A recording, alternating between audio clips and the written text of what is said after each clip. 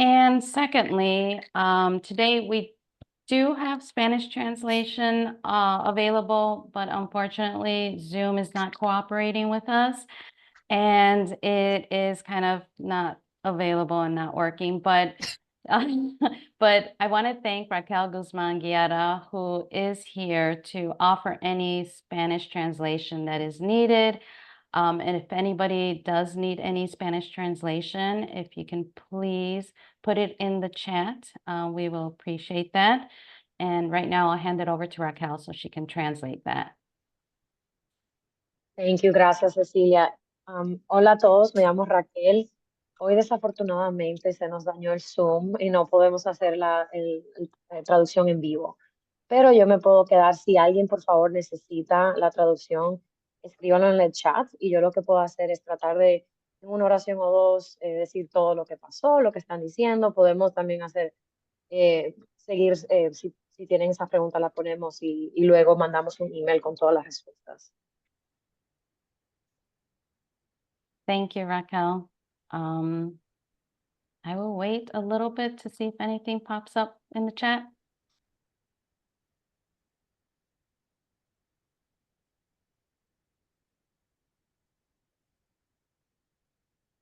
Okay, let me move on. So please also note that content placed in the chat box is visible to the host. We will also be monitoring it during the meeting for any technical questions. There will also be a time at the end for Q&A. Before we move on, I want to make sure that everyone has technology tools that they will be using. First, Zoom, because there are so many participants and we're trying to stick to 1 hour. Everyone is muted and can only be unmuted with permission. Similarly, the crosstalk features of the chat is disabled so that the hosts don't lose track of people's comments and questions amidst the threads.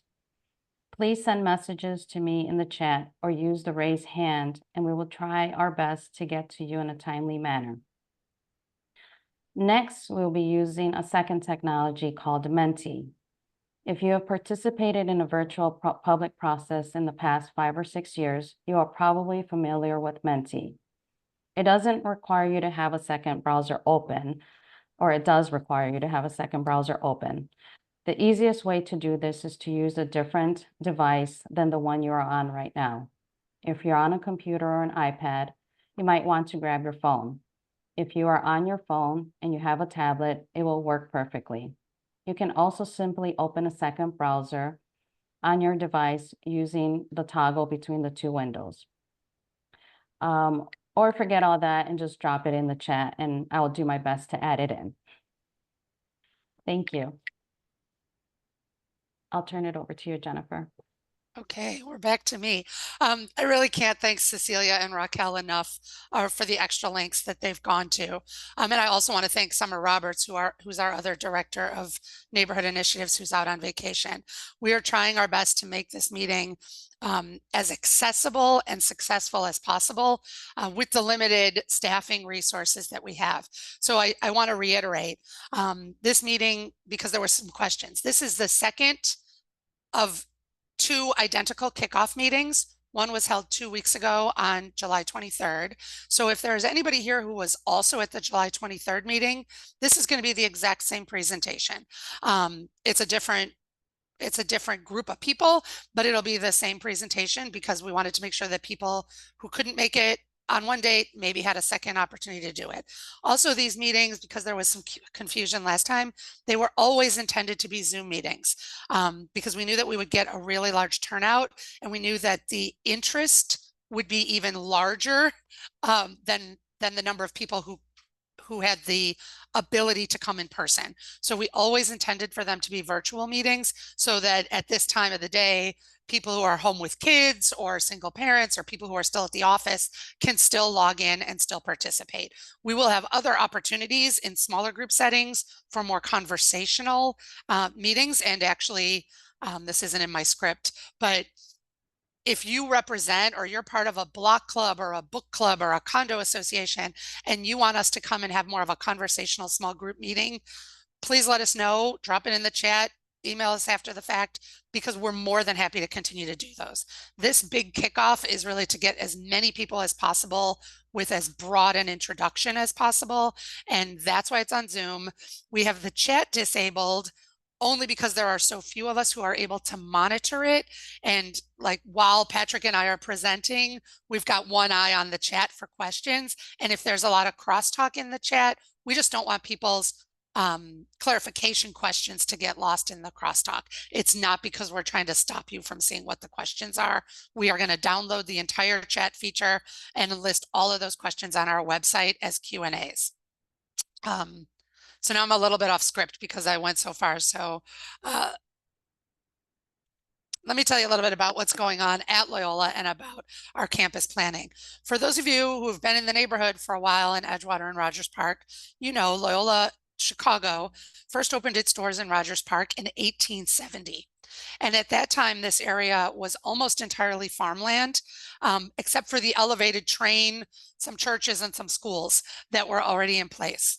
What I'm going to do is share my screen, and I'm going to show you some pictures that I find historically fascinating and that I think will give us some context. So give me a second here to do my screen share, and then we'll be right back to you.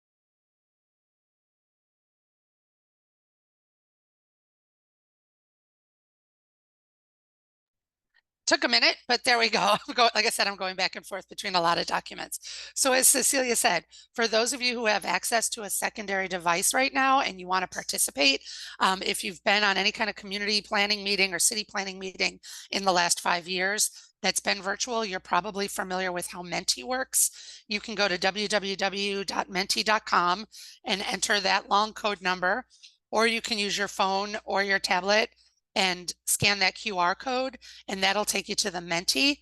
And that's just going to give us an opportunity to do some interactive games that kind of gives us a sense of being together in person, even though we're virtual.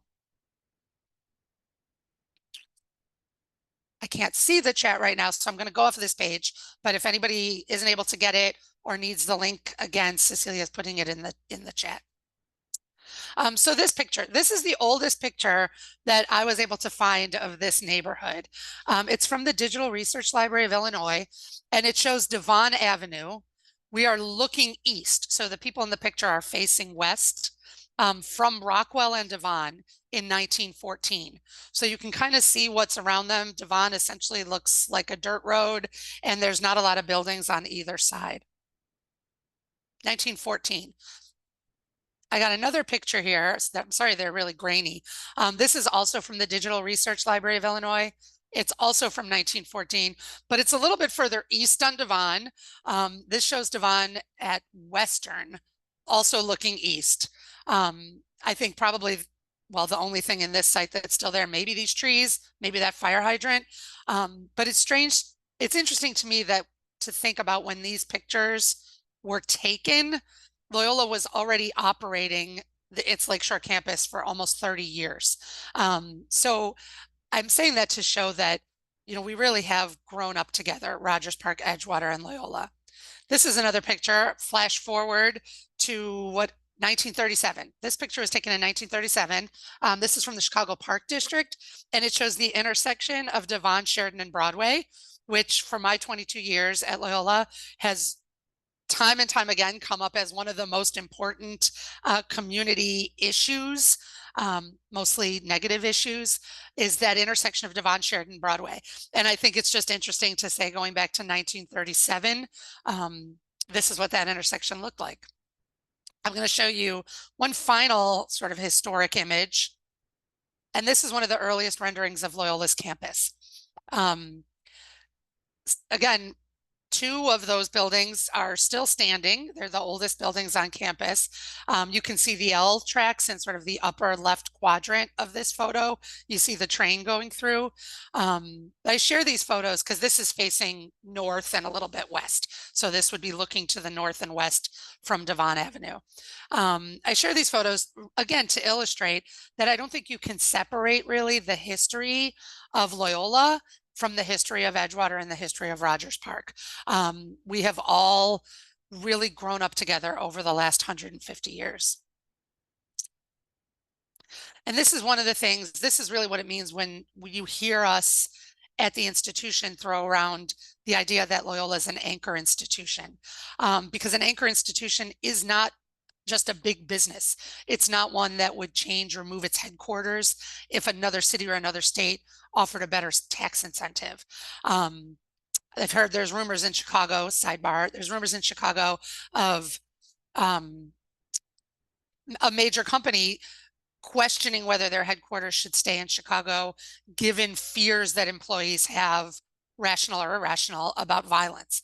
With an anchor institution like a university, we're not going to pick up and move the university.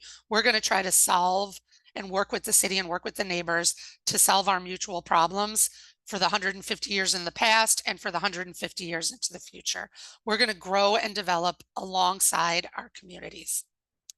So the purpose of tonight's meeting is we're kicking off Loyola's next 10-year comprehensive campus plan. The campus plan is about the physical development of the campus.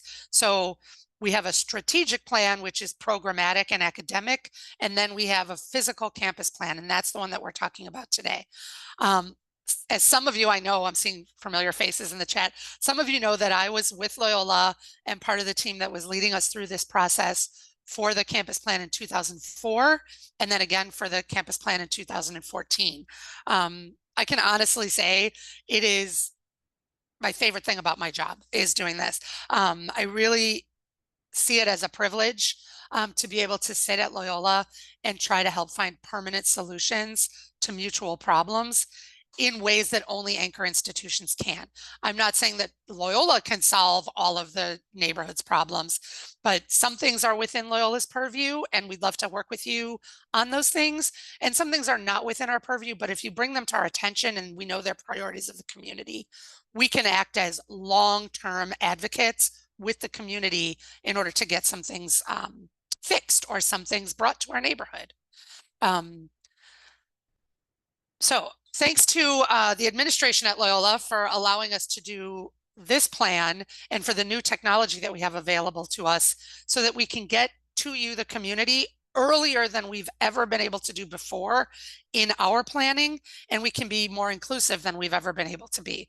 We're able to share information electronically in an iterative way all throughout the next 10 years, really. We'll be able to go from now through the 3 months from now, through next year and years after that, and always hearkening back to this kickoff meeting.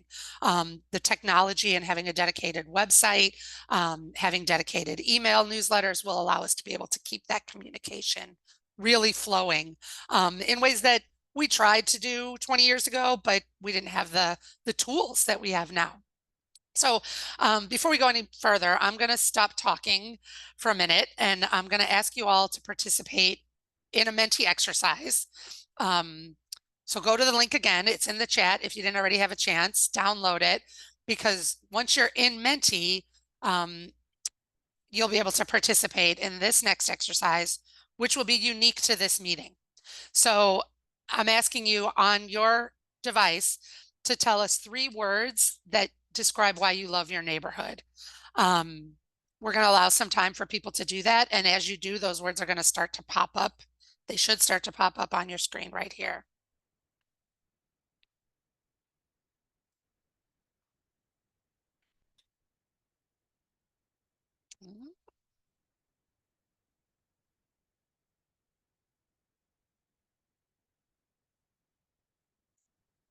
And I appreciate you doing this. I appreciate you taking the time.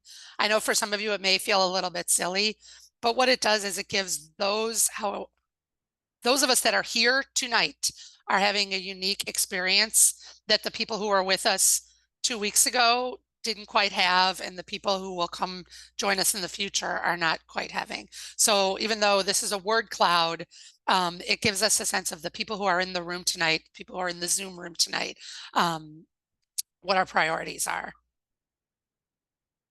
Diversity is and also, I don't know if you've never done this before, the biggest words are the ones that are mentioned the most frequently, and the smallest words are mentioned less frequently.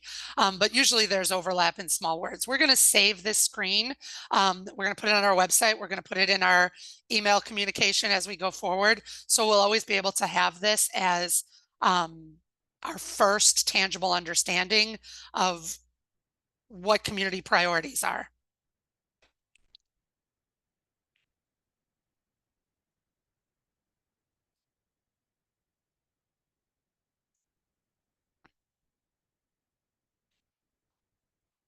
I love this. And like I said, we're going to save this. We're going to share it on social media, and hopefully you see yourself reflected in it. Diversity is the biggest word. I like that. I can't say that I'm surprised to see it. Many Loyola students tell us that the diversity of the community is one of the reasons they choose Loyola. They like the urban environment, and they like the diverse culture because it brings with it a lot of diverse restaurants, diverse businesses, and students learn a lot by coming here. Transportation, that's another one that's interesting to me. We're such a transportation rich community, and the lake, walkable. Thank you very much for doing this. Okay, don't close that Menti browser yet, because we're going to come back to it and do a couple more shared experiences.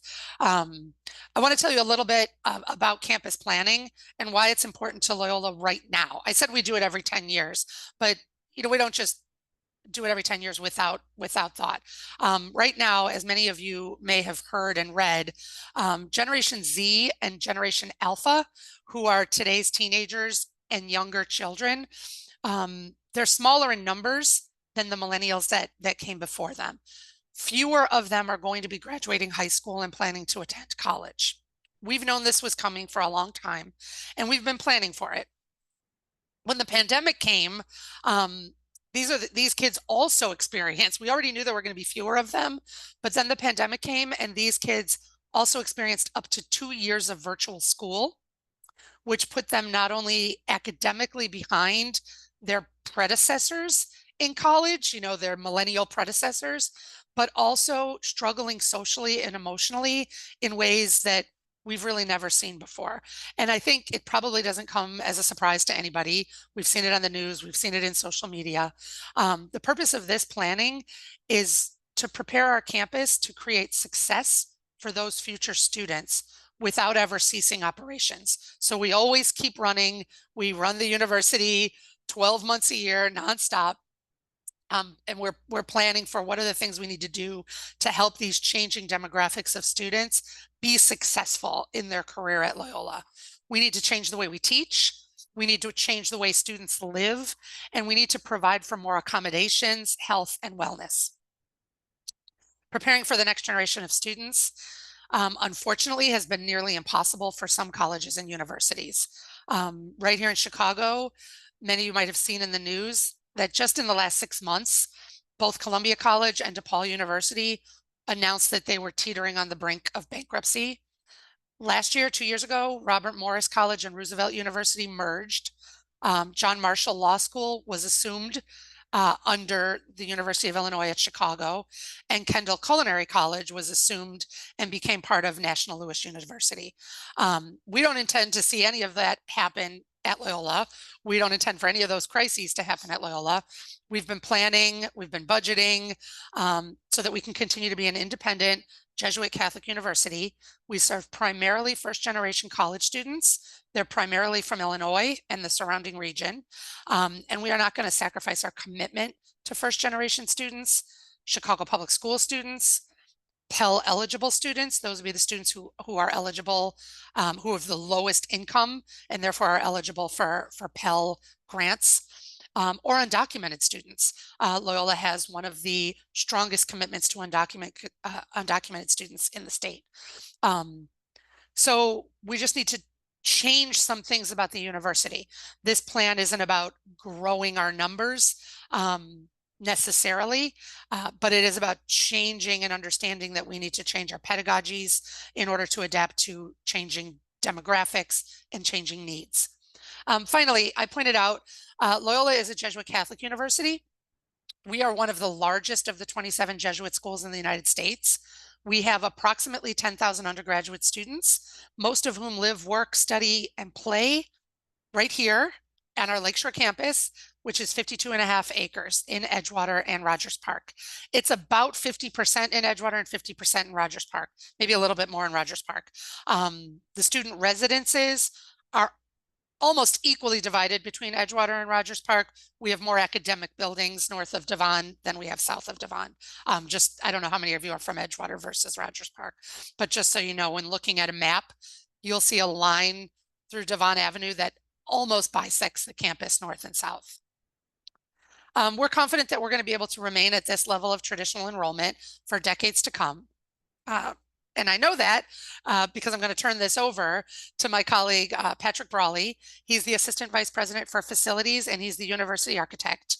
Over the last year, maybe a year and a half, Patrick has been doing a needs assessment of students, faculty, staff, alumni, and he's also researched benchmarks of similar sized universities to determine what are going to be our most pressing needs at Loyola for the next 10 years.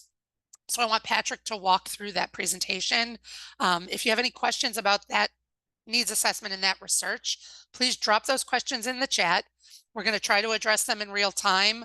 It's a small enough group that I think we'll be able to, but if we can't answer all your questions or any questions about specific buildings or specific streets, we might not be able to answer those during this 1 hour meeting, but I'm willing to stay after. So if you want to just stay on the meeting after we officially end it, I'm happy to address any specific questions that we don't get to, okay? And then after Patrick's presentation, we're going to discuss the tools that we have in place for you to give us more input and share, tell all your friends and family so that they can give us more input over the next couple of months. And then once we have all of that input, it'll be shared back out with you in another Zoom meeting in the middle of fall. Okay. Patrick, are we all set up? I'm going to stop sharing, I think, and then you can start your share, right? Absolutely. Great. Thanks, everybody. Again, thanks for joining us. Want to run through some information, and the information, I'm going to share a screen here. The information is here and accessible to everybody. It is actually on our website, which you can find. It's campus plan, luc.edu/campus plan. And I'm just a few pages into this on process and analysis. So wanted to talk through, what we are finding in terms of what our needs are as an institution, as Jennifer was saying, to serve those future generations for us, those students. So it is a competitive market. We know there's out there in the world, they talk about this cliff, which we're at the precipice of, and that's really related to diminishing graduates in high school, which is where that is. We believe we are well positioned to sustain through that. Because we're not just out there as a numbers-based institution. We have an ethos and ethics in which we are delivering our academic services through. So we're being sought after. But in order to be competitive in there, we still have needs. Top of that list is 35,000 square feet of new teaching space. And that's not to say we are looking to grow the campus in respect to student body. We're actually looking to pivot the way we teach, because currently we're about 95% set up in a didactic classroom setup. And really what today's pedagogy is more towards an active learning or engaged learning environment where it's small group activity where there's breakouts. So in order to do that, that's a spatial pivot that we need to make, which isn't necessarily able to convert all of those spaces we have now and have those work one-to-one. So we have to develop new space in order to meet the demand and expectation of the students, as well as to attract and retain great faculty and staff. So that's top of our list. The other piece we have is residential beds. We have a number of dorms for those that live in the community and have been here for the past 10, 15 years at least. You've seen us go through one of these renovations and expansions before. This is similar in many ways. We're looking at 600 new residential beds.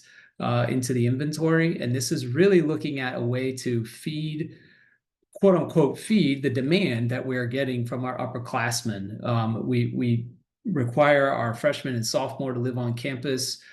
We are filling those beds, but we're actually past what we have in capacity in that inventory, and we're actually taking away from what we're having in our juniors and seniors.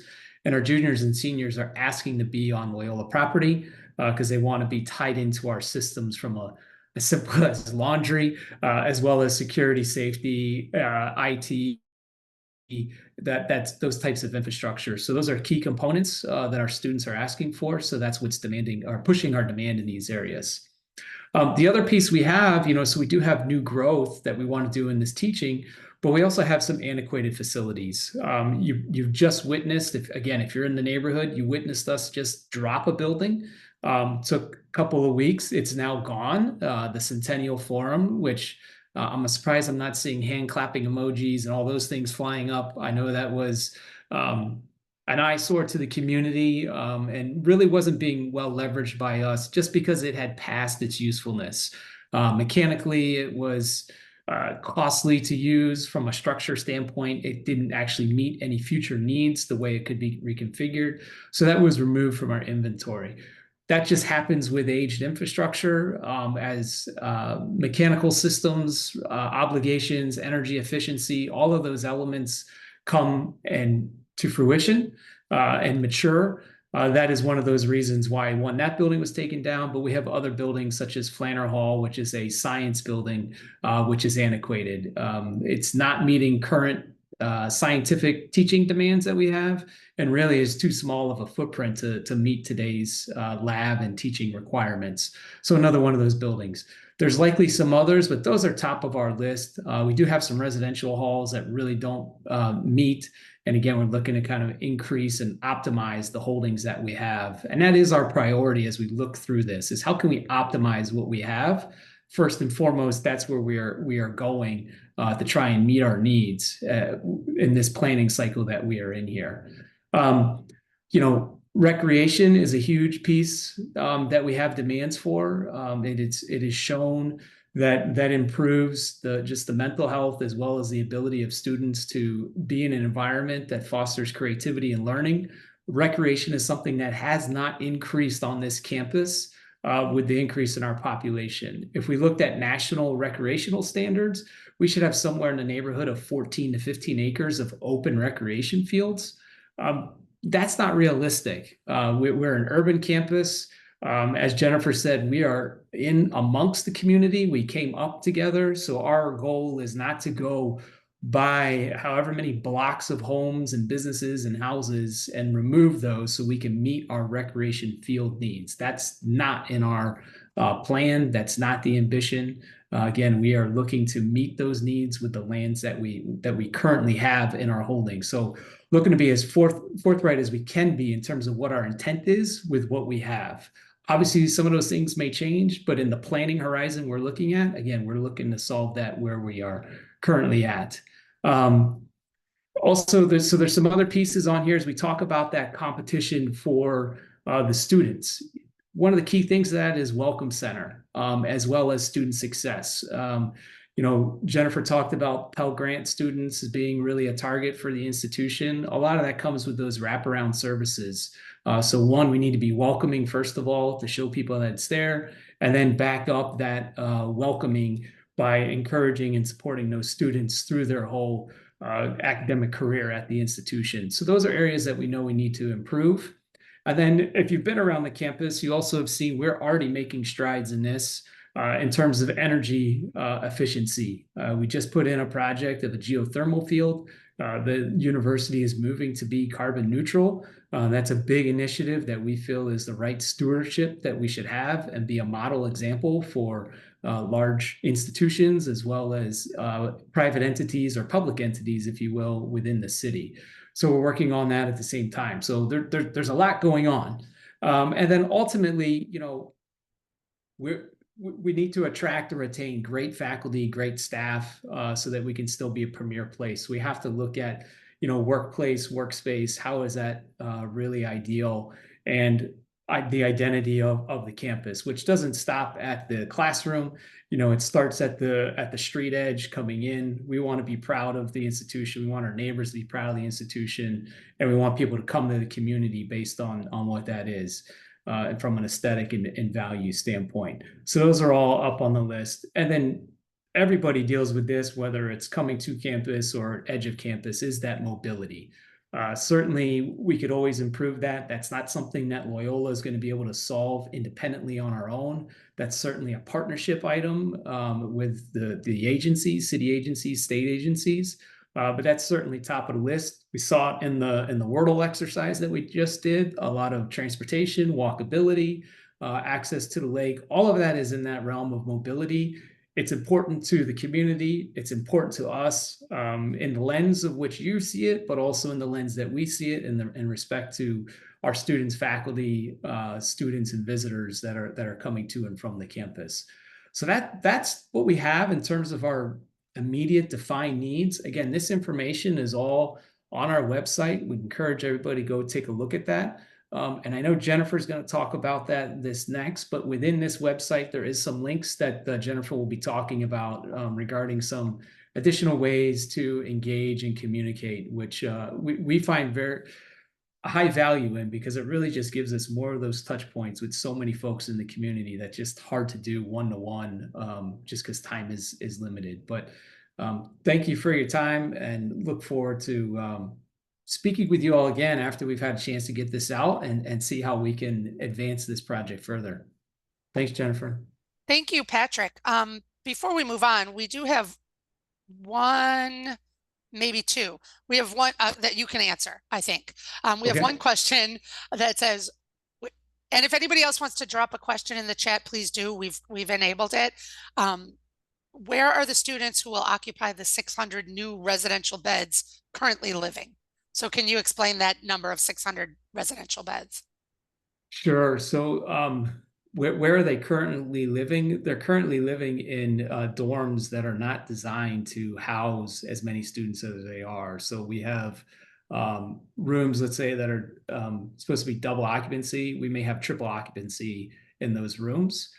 So a lot of that inventory is coming just straight from our own inefficiencies in the way we're assigning space. So that's where most of these are coming from, where we have people living in spaces that aren't, like I said, a lot of our upperclassmen, junior, senior housing, which is more apartment style.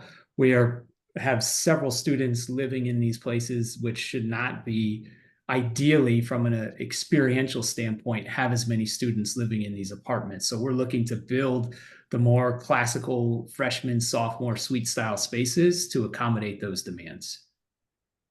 Thank you. We have another question that I think kind of fits to a conversation we were having earlier today.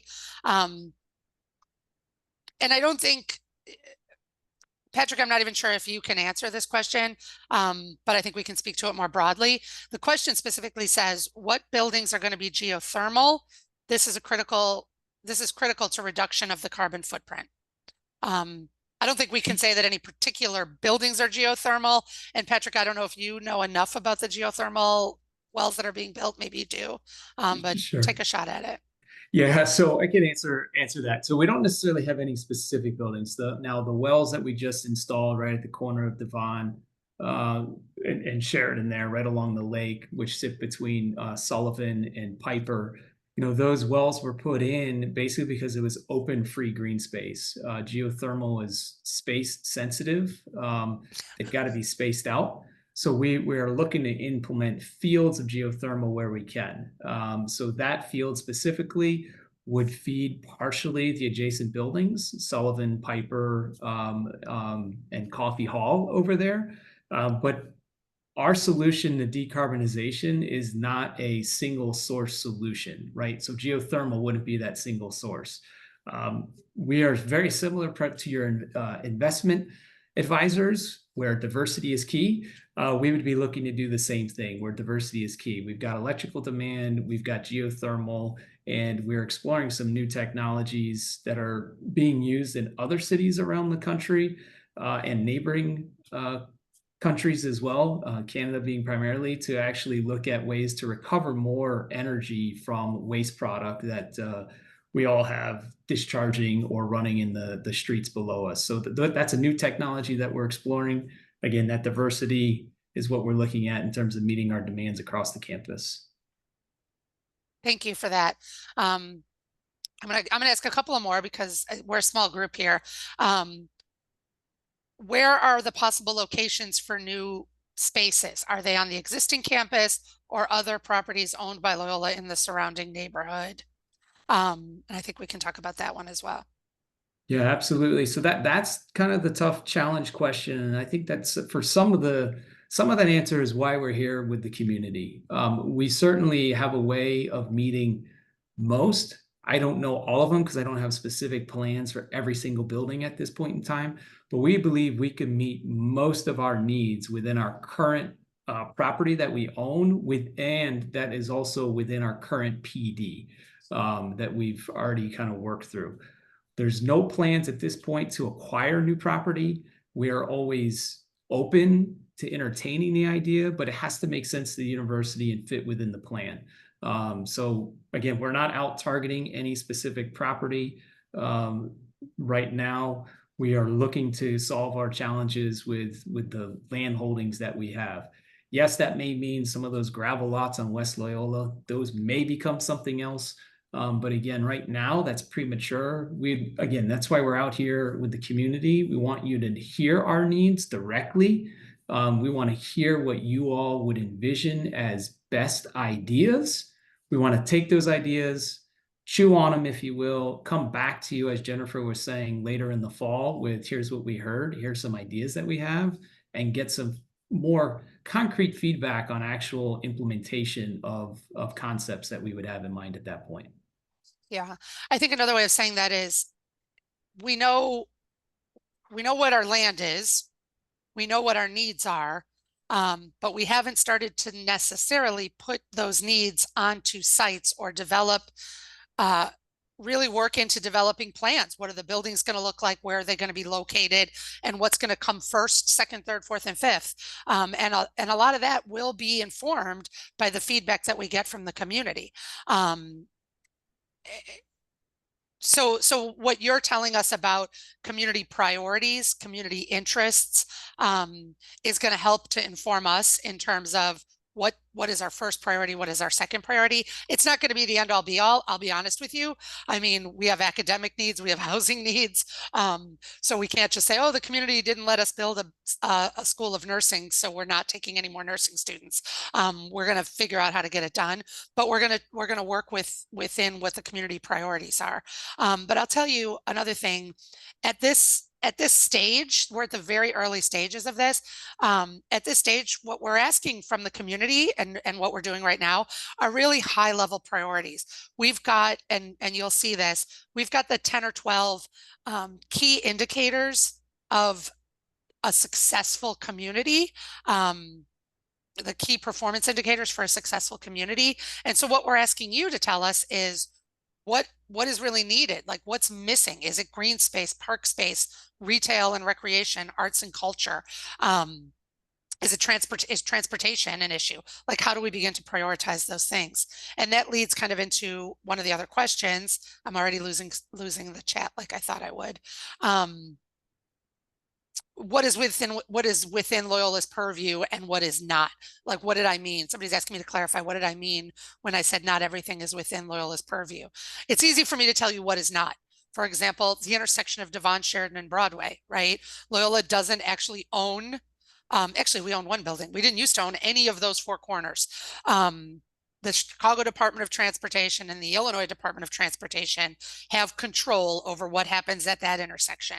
But what Loyola can do is if we consistently hear from the community that that fixing that intersection, making it safer for pedestrians, allowing the Broadway bus to continue north, if those kinds of things are community priorities, what we can do is use our position as an anchor to advocate and be the voice of the community with the city. Another example is we can't fix the CTA, right? We can't fix people's sense of safety. But we can be advocates, and we can work together with other partners at the city to try to figure out what those solutions might be. 10 years ago, Loyola led the process to completely reorient the Loyola CTA station, the train station at Loyola. If for those of you who take public transportation, if you weren't around 10 years ago, that stop didn't look anything at all like it does today. It was a very dangerous crossing for pedestrians. Pedestrians consistently said they felt unsafe there. There was a McDonald's right at the corner that led to blind traffic lights for cars, right? We heard that in our plan more than 10 years ago. And so we continued to work with the aldermen, with community groups, with the CTA and the Chicago Department of Transportation to investigate and find a better solution for the Loyola CTA station. And now it is unrecognizable. It's safe. It's inviting. It's a real four-way intersection where cars are better equipped to see the red lights. I'll tell you, it's still not perfect, but that's the kind of thing that we can be an advocate for. So it's not within our purview, but don't let that stop you from telling us about it, because we're collecting all of the data that we can collect, and then we're going to put it all together, and we're going to say, here's what we heard from the community. Some of it's going to inform Loyola's future development. Some of it's going to inform your alder people in what they see as community priorities. We don't want to waste this opportunity having you only talk about Loyola's campus, because I don't think anybody cares that much about Loyola's campus, to be honest with you. I mean, I'd love it if you do, but I think you care more about how it's going to impact the neighborhood and how it's going to improve the neighborhood and how we're going to all have a better quality of life as a result. So we want to work together with you on that. And that's why I said, don't be afraid to tell us about things, even if Loyola can't fix them, like the CTA. There are some very specific questions. Empty lots on Kenmore and Winthrop, West Loyola Avenue. Like I said, we've got to move on, but if you want to stay after on the call, I'm happy to talk about those to the extent that we can. Somebody asked something about the last 4 miles. Somebody asked if Loyola is going to bring back a plan from the 1980s about doing a lake fill the way Northwestern did. I can tell you I have seen no such plan in quite a long time. But I apologize for those of you who are still leaving messages.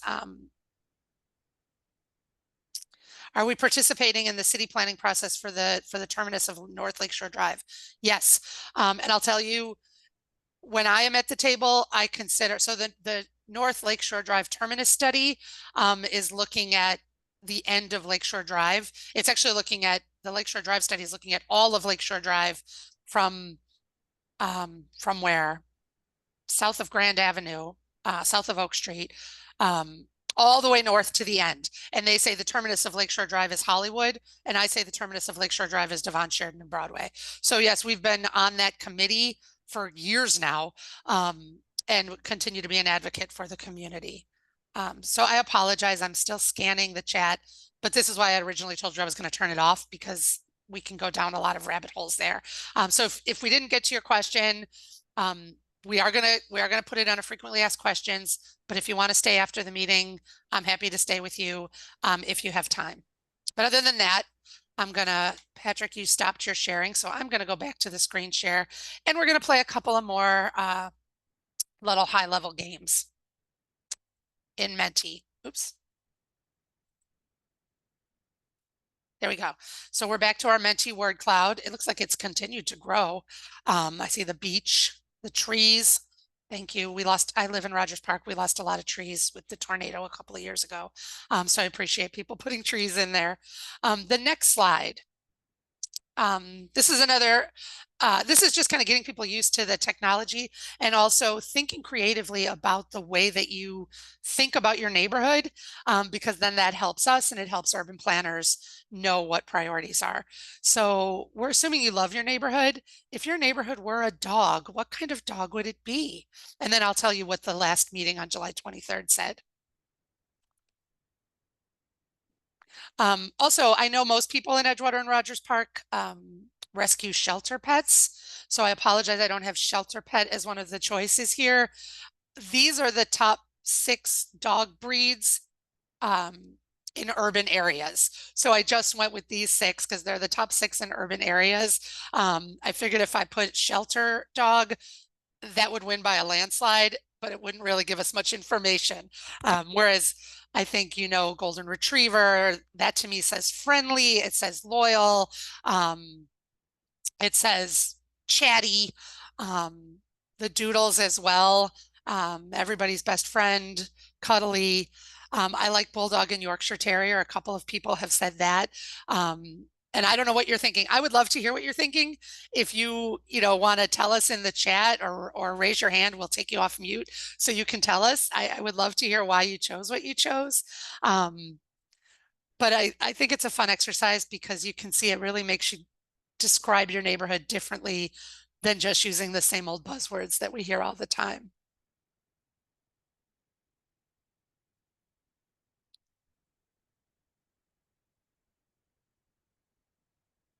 Anyone want to tell us why they chose golden retriever or bulldog? Or it's just a vibe? Okay, I'll tell you, when we did this meeting on July 23rd, golden retriever also received the most votes with the community members who attended that meeting. So I think from the attendees of these 2 meetings, I think we're in for a very friendly community process with people who like each other and want to meet new people. And that's great. Maybe we'll start a dating service or something. I'm going to go off of this and go more to your thinking about Loyola.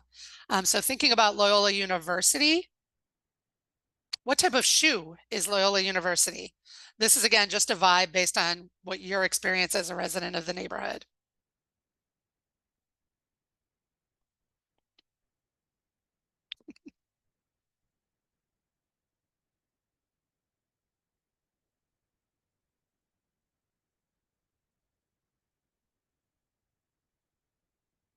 I like this. Thank you all for participating.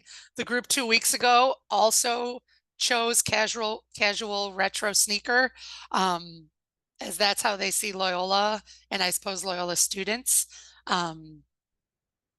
We had the previous group had more of the Doc Martens loafer and not as many running shoes, but you can see these are small numbers. So it's just to get a sense of, like I said, the vibe that you get in the neighborhood rather than falling back on this kind of same tropes and buzzwords that we hear all the time. I'm really curious as to who sees Loyola as a stiletto. Maybe you can send me a private message as to what that's all about. Maybe I'm just old, but I haven't worn stilettos in 10 years. But I guess it means fancy. I mean, maybe it means fancy. Maybe it's because we're a private university. I'm just reading into this, as I'm sure all of you are. So I think it's a fun exercise. Again, when I'm sharing my screen, I can't see the chat. So if Cecilia or Patrick are seeing questions or comments in the chat, I please just let me know. read one that says, oh, we're talking about the dogs, but terriers are feisty. I like that. Thank you. But I'm curious about the stiletto as well, because yeah, I haven't worn stiletto since I've been working at Loyola. Thank you all so much for doing this. And the reason we wanted to do it is because we're going to use a lot of interactive technological solutions going forward. Well, I'm going to do one more question, and this one's a little bit more serious, on a more serious note. Here we go. And I left up the ones from the last meeting as well. What do you want Loyola to know about your neighborhood? What do you think Loyola as an institution needs to know about the neighborhoods, Edgewater and Rogers Park, that we call our home? We had 20 responses from our last meeting. I'm trying to remember. I want to say there was about 84 people on that meeting. 54 people, 54 people on that meeting. 20 of them responded. Please enter your own comments, or I think there's a feature on here where you can you can like somebody else's. And we're going to save these as well, because I think this is very telling for us as to what community priorities are coming from this first meeting. It's a great kickoff to us understanding why you came to this meeting and what you think we need to know.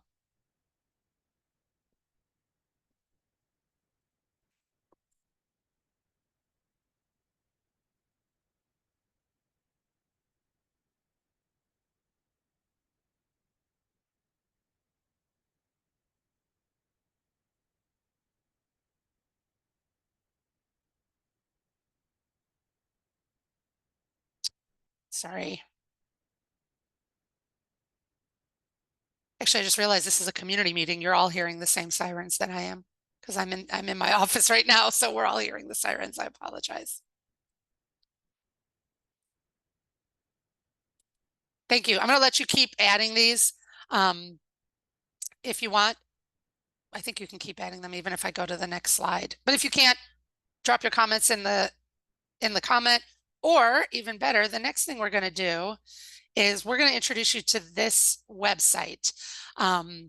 You can click on it right now. You don't have to, because you're going to get an email within the next couple of days from us that says what the next steps are for you giving us more information over the next 6 weeks or so that we'll then compile, and we'll come back and have another Zoom meeting, which we hope you will all attend again, where we will tell you what we heard from the community. And also I think Patrick's group will be putting some more flesh on the bones about where Loyola's future development sites might be and what we might be looking at. And we'll come back to you at that point, probably, I want to say mid-October. Patrick, please correct me if we changed that date, but I think we'll be able to come back to you mid-fall and tell you what new information we have. I think, yes, I can click right on this. For those of you that didn't click on the link, this takes you to a dedicated interactive website for the community to share information with Loyola and for us to share information with you about our Lakeshore Campus plan. So it gives you a timeline over here on the left. We are currently here in the phase of collecting neighborhood input. Shares the information about why we're doing a plan. You can click on Loyola's needs assessment, which is a lot more detail probably than you really want to know that Patrick spoke about. He gave you the high level. All of his slides, all of that information is on this link and more. If you continue to scroll down, we have a survey. You click on this link and take the survey.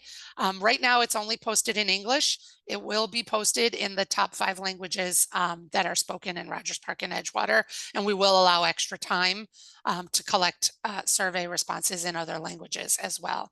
And then you can continue to scroll. We'd love for you to take the survey. Please, please, please, 100% take the survey. And after you do that, come back to the website, to this interactive map.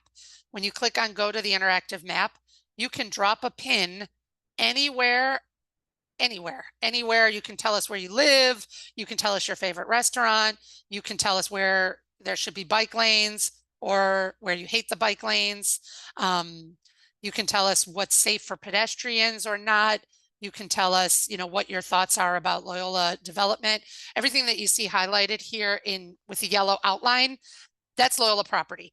So everything there is Loyola property that could potentially be redeveloped.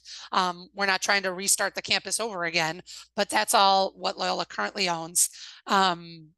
Not all of these yellow boxes are within our current plan development.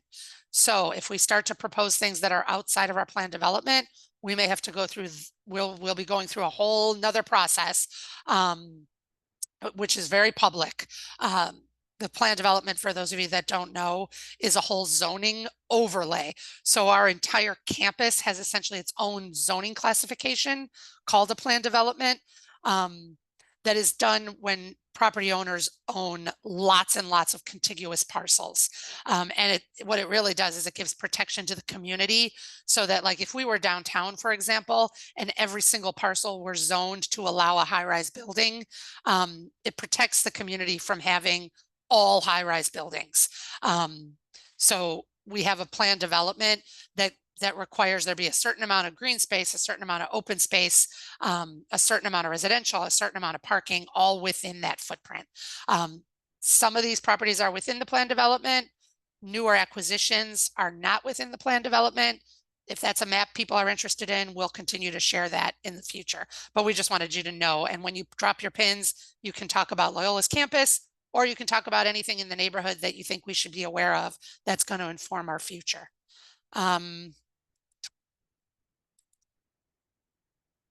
we also, I'm just going to continue. I see we have one hand raised, and maybe comments in the chat, but continuing down, this is a video, which is the Zoom meeting from 2 weeks ago. The recording of this meeting is also going to be posted. They should be pretty similar. We're going to have frequently asked questions, how to provide input, how your input will be used. And there's an email address.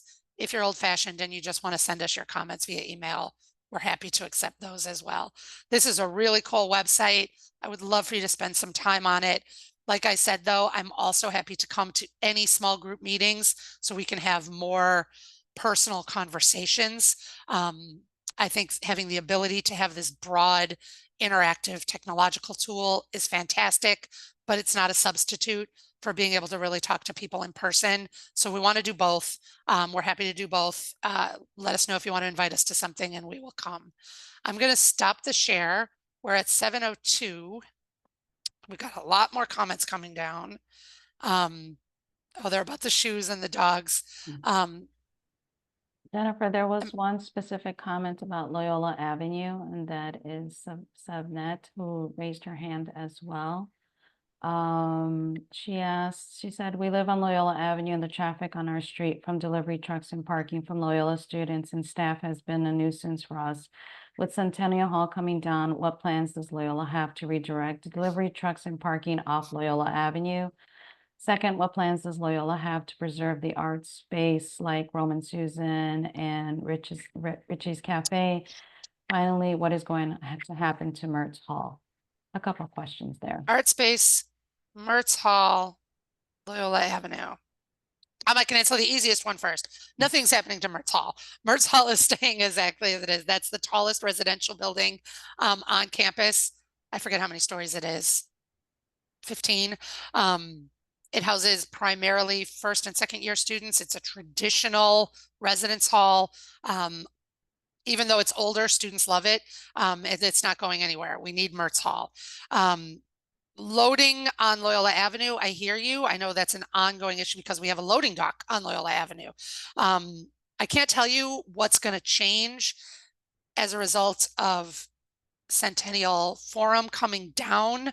So Centennial Forum is a building on the southeast corner of Loyola Avenue and Sheridan Road. For those of you who don't know, Loyola Avenue and Sheridan Road. And we've got a building that's just been demolished there. We've been depopulating that building for years now. It used to be our old student union. The new student union opened in 2014, 2013. So all student activities, Greek activities, student life, student wellness, dining halls have all been moved out of that building. And over the course of the last 10 years, we've been depopulating it because it really doesn't serve any valuable purpose anymore. And we were finally able to demolish it. That building, in terms of community facing, had a concrete wall and a giant air conditioning unit sitting right on Sheridan Road across the street from the Loyola CTA stop. So it really wasn't doing anything for anybody. We've heard nothing but good things about it being torn down, but we have not, we don't know what's going to replace it yet. I mean, we have ideas of what's going to replace it. It might be a residence hall. It might be an academic building, as Patrick said. But we don't have a development proposal to bring to the community for that site yet. And so I can't really answer the question, but I think you raise a good point about loading. And so we'll put that on the map if you're not able to put it on there yourself, because I want to thank you for raising it, and you raised the loading dock question, which is a really good point. Also, art space, that's one that we're hearing. We've heard about the need for community art space. It's been dropped on the map a few times already. So whoever it is that said that, please underscore it if you have a chance to go to our interactive map and underscore your desire to see art space. We're hearing you now. We will make sure that it is underscored, but it's also something you can do. Those are the three. I want to, hold on. I'm just going to make sure if there's anything we missed. We walked you through the site. You're going to get an email from us by the end of this week. Actually, I'm going to say by Monday, because some people joined in and we don't necessarily have their email address yet. I want to send an email to everybody who attended this meeting. It'll include a follow-up to this meeting. It'll include all of the links. It'll tell you what the next steps are, and it'll tell you how to contact us. So thank you very much for coming today. I really want to thank Patrick. You've done the lion's share of the work with the needs assessment. I want to thank Cecilia and Raquel for their work with the technology and the translation. I know it's difficult, and it's not your primary job function. So thank you very much for being those people. And thank all of you for attending. Like I said, it's great to see so many familiar faces. This is just the kickoff. It's just the beginning. If you want to stay on for a few minutes, I'll stay for all of the questions that I couldn't follow in the chat, because we did get a lot going. It got pretty active. But if you're not interested in staying, I'm going to call the meeting officially over. We're going to stop recording. And thank you very much. You'll be hearing from us soon, and I hope we hear from you. Thanks.